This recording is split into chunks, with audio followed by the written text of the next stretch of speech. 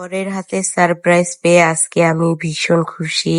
আসসালামু আলাইকুম এভরিওয়ান, আশা করি সকলেই ভালো আছেন। আমিও ভালো আছি। তোমাদের ভাইয়া সহ আমরা শখ করে একটা আঙ্গুরের চারা লাগাইছিলাম আমাদের ছাদে। তো মানে গাছটাতে আমরা সেরকম বেশি কিছু যত্নও নেইনি, তারপরেও আঙ্গুরের গাছটা অনেক সুন্দর হয়েছে, ডালপালা অনেক সুন্দর, কিন্তু আঙ্গুর যে ধরছে এটা কিন্তু আমরা দুজনার একজনও জানতাম না। তোমাদের ভাইয়া আমাকে রেখে আজকে ছাদে গেছিল, তো ছাদে গিয়ে ডালগুলো সরে সরে দেখে যে আলহামদুলিল্লাহ অনেক সুন্দর আঙ্গুরের থোকাগুলো ঝুলে ঝুলে আছে। তো ও দেখে আর লোভ সামলাতে না পেরে আমার জন্য ভিডিও করে নিয়ে আসছে। আমি তো ঘুমাইছি, ও আমাকে ঘুম থেকে জেগে যখন ওই ভিডিওটা দেখাচ্ছিল আমি দেখে তো মহা খুশি যে আমাদের গাছে আঙ্গুর ধরছে। তো আমাদের অনেক শখের গাছ এটা।